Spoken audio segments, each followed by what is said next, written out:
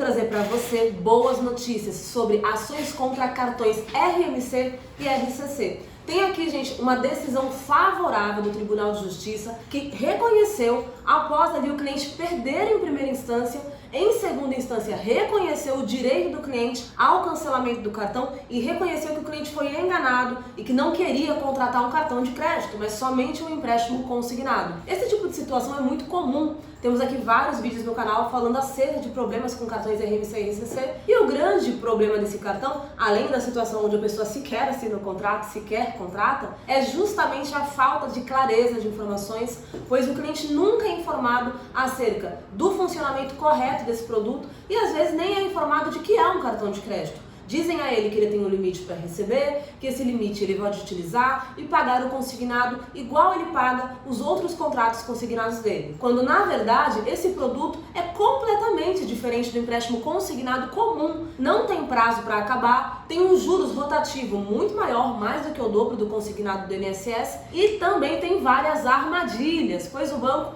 não raramente faz renegociações sem o consentimento do cliente, lança valores em conta sem o cliente pedir, conforme ele vai pagando, em folha, conforme ele vai às vezes até pagando um valor maior, vai voltando esse limite, o banco vai e joga o dinheiro de volta na conta do cliente sem ele pedir. Então esse caso aqui, gente, é um caso muito icônico e por isso que eu estou trazendo para vocês aqui um exemplo, de uma decisão favorável aonde o cliente teve êxito. Por quê? Eu vejo muitas pessoas sem esperança em relação a esse tipo de contrato, porque justamente por ser um contrato que gera muitas dúvidas, muitas pessoas entraram com a ação sem a devida instrução, às vezes sozinhas no juizado especial, ou até mesmo entraram com a ação com o advogado. E é sempre o que eu digo, gente? Quando você vai entrar com uma ação judicial, o ideal é que você tenha o auxílio de um advogado que seja especialista, especializado, porque sendo especializado, o judiciário já não facilita a vida do advogado. Quem dirá se ele não souber ali as mazelas daquele tipo de ação? Então é muito importante que você entre com alguém especializado. Então eu estou trazendo para vocês aqui um exemplo de um resultado do que pode acontecer para o cliente que tem ali uma situação de cartão RMC, que ele não queria o cartão RMC, ele queria um empréstimo e foi feito no lugar disso um contrato de cartão. E como a justiça pode sim resolver esse tipo de situação, pode sim, a depender da análise do caso concreto, a depender do trabalho do profissional que está envolvido ali na defesa do cliente, alcançar um resultado favorável, vitória, para tirar o cliente daquela situação. E claro, não é todo mundo que tem um cartão de crédito consignado que foi vítima de fraude. Existem pessoas que fizeram o cartão, sabiam que era um cartão, receberam o cartão, desbloquearam o cartão, usaram o cartão. Então essas pessoas realmente que sabiam do produto e como ele funcionava e utilizaram o produto como cartão, elas não vão ser ali pessoas elegíveis a fazer o cancelamento do cartão ou qualquer tipo de ação que envolva uma fraude, porque elas sabiam o que estavam fazendo. Agora, para as pessoas que, como é o caso do autor desse processo, não sabiam que era um cartão de crédito, não foram informadas, nunca receberam esse cartão ou até mesmo receberam, mas jamais desbloquearam o cartão, usaram ele em compras, a tese da justiça tende a ser favorável. Porque essas pessoas se encaixam num contexto de alguém que não recebeu a informação adequada. O banco tem que provar que ele orientou esse cliente sobre como funcionava. E mesmo que não tenha uma gravação do atendimento, uma tratativa pelo WhatsApp, o banco teria que apresentar alguns elementos que comprovassem que esse cliente não só assinou o contrato e recebeu o dinheiro, mas também entendia e foi ali depois, no pós-atendimento a ele, esclarecido a forma de funcionamento do quê? Da amortização do saldo devedor do cartão. E foi isso que fez toda a diferença no caso desse cliente aqui. Então vamos juntos agora, meu amigo, ver essa decisão, ver o que fundamentou essa decisão em relação ao porquê o Tribunal de Justiça deu a vitória para esse cliente e estudar, porque esse vídeo aqui é um vídeo informativo. Seja você cliente, seja você um colega profissional, tenho muitos alunos da mentoria que conheceram o meu trabalho como mentora, como professora, através aqui do YouTube e me procuraram para poder auxiliar ali dentro da advocacia deles, na evolução deles, no início ali do direito bancário, pessoas que queriam, assim como eu, ter ferramentas para ajudar os clientes e aí, através da mentoria, tiveram então uma carga, uma bagagem que eu passo dentro da mentoria para iniciar com o pé direito, ajudando de verdade cada cliente que procura esses advogados. Então vem comigo, vamos analisar essa decisão? Vou ler para vocês primeiro a ementa, que é o que, gente? O resumo daquilo que está sendo discutido, do que aconteceu no processo, tá? A ementa diz o seguinte: direito processual civil e consumidor, apelação civil, ação declaratória de nulidade de contrato, por quê?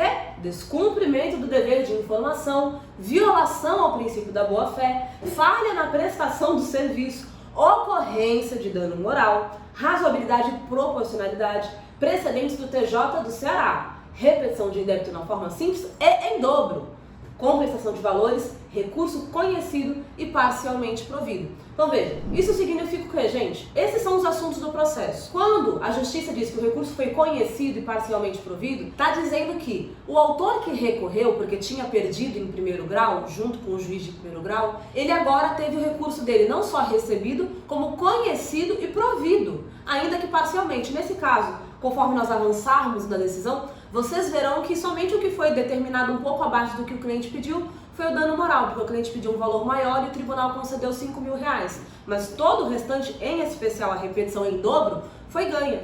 E aí então, gente, no caso em exame, conforme mostra aqui na decisão, o objetivo era reformar a sentença que julgou improcedente o pedido autoral em vista do reconhecimento da validade da contratação. Ou seja, o juiz de primeiro grau falou: não tem fraude aqui não. Esse cliente contratou porque quis, assinou porque quis, e o que importa é isso, não importa mais nada, basicamente isso, tá, gente? Nas razões de decidir, o que eles colocaram? Que o consumidor não negava a contratação com a instituição financeira. Então esse é um primeiro ponto muito importante para ações que envolvem o cartão RMC. Eu vejo muita gente errando na hora que entra com o processo, colocando ali: porque eu não contratei, porque eu não assinei. Sendo que às vezes assinou sim, contratou sim.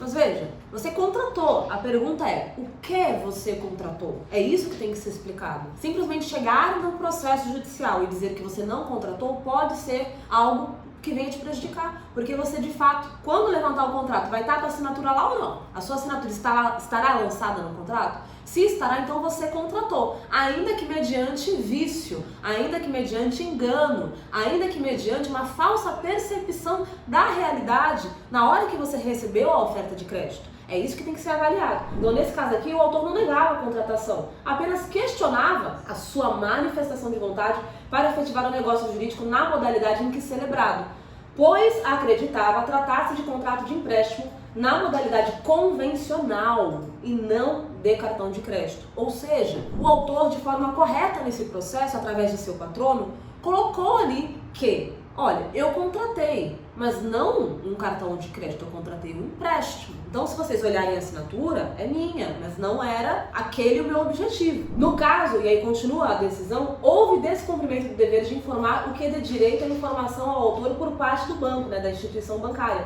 que não se desincumbiu, ou seja, não cumpriu o ônus de comprovar que teria prestado as devidas informações ao contratante acerca da natureza da operação. Assim, verificado o prejuízo, não tendo o banco comprovado a existência de defeito no serviço ou culpa exclusiva da parte autora, estão presentes os requisitos autorizadores da indenização: ato ilícito, dano e nexo de causalidade. Gente, essa parte é tão bonita. Nós vemos aqui que, dentre tantas mazelas e injustiças do judiciário brasileiro, ainda temos boas decisões. E não são poucas, são muitas boas decisões. É que as decisões ruins, elas, por óbvio, ganham muito mais relevância, muito mais alcance. E aqui no canal também é o meu trabalho, a gente mostrar o que está dando certo, mostrar aquilo que dá para resolver, certo? Porque de má notícia o mundo tá cheio, eu quero ser portadora das boas notícias. Aqui o juiz entendeu, em primeiro grau, que o cliente não tinha direito ao cancelamento porque assinou, pronto e acabou. Mas o Tribunal de Justiça mudou a decisão do juiz. Disse: olha, isso aqui está errado. O cliente não recebeu a informação adequada, o banco não provou, que teria explicado ao cliente que era um cartão de crédito, que ele receberia uma fatura, que ele poderia sequer, inclusive, nem ter feito saque, poderia usar em compras esse cartão, que ele poderia pagar a fatura e terminar o contrato antes, que ele desbloqueou o cartão. O banco não comprovou nada disso, não comprovou que o cliente tenha utilizado esse cartão. Então, como isso não ficou provado, o juiz então entendeu que o cliente não recebeu as informações. Porque, veja, todas essas circunstâncias vão contribuir ou para o sucesso ou para o insucesso do processo. Claro, há diferentes entendimentos, a depender do tribunal. O Tribunal do Ceará pode ter um entendimento um pouco mais ao lado do cliente, o Tribunal de São Paulo, o entendimento um pouco mais ao lado do banco, ou vice-versa. Cada advogado, a hora que vai distribuir a ação do seu cliente, pelo menos um bom advogado, né, é o que nós fazemos aqui de forma especializada, vai analisar a jurisprudência, as decisões da justiça do estado do cliente para verificar qual o entendimento do judiciário acerca do tema que o cliente trouxe. Mas no caso aqui, esse foi o entendimento de que, olha, ele nem recebeu o cartão, ele nem desbloqueou, ele nem usou, ele só pegou o dinheiro e assinou o contrato, justamente porque ele pensava que era um empréstimo. E aí continua a decisão. A valoração da compensação moral deve ser apurada mediante o arbítrio, né, do magistrado, motivado pelo princípio da razoabilidade e observar a gravidade da repercussão do dano, bem como a intensidade dos efeitos.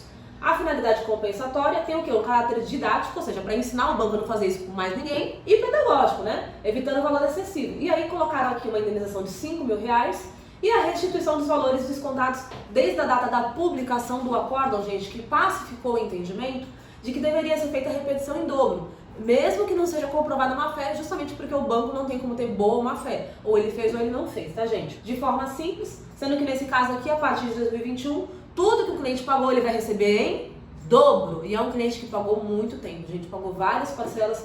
Ele vai ter, nesse caso concreto que nós analisamos, um excelente resultado financeiro, além da paz de espírito devolvida ao cliente, o que também é muito importante. Veja, essa decisão é mais uma decisão vitoriosa, mais uma decisão que a justiça, em primeiro lugar, prevaleceu. Você, cliente, tem que saber o seu direito, você tem que receber informação. Parafraseando o grande livro da humanidade, o povo padece por falta de conhecimento em todas as áreas, inclusive na área bancária. Então, se você não quer continuar sem informação, chegou aqui hoje, está me conhecendo hoje, inscreva-se no canal. Garanta a sua vaga nesse bonde do conhecimento, porque você não pode perder todas as paradas que a gente vai fazer no meio do caminho, para ficar muito bem informado. Se você achou o conteúdo relevante, já compartilha. E se você já acompanha aqui o canal, eu só posso te agradecer, porque eu tenho certeza de uma coisa: você não é um cliente qualquer, você não é um inscrito qualquer, você não é um advogado qualquer, você não é um estudante qualquer, você é alguém acima da média, você é alguém muito bem informado. Porque quem se preocupa em assistir o vídeo de uma advogada que está aqui, eu sou advogada, tenho o meu escritório aqui, tem a Schaefer Souza, sou sócia do escritório, temos uma equipe maravilhosa, outros sócios que têm o mesmo pensamento, a mesma garra que eu.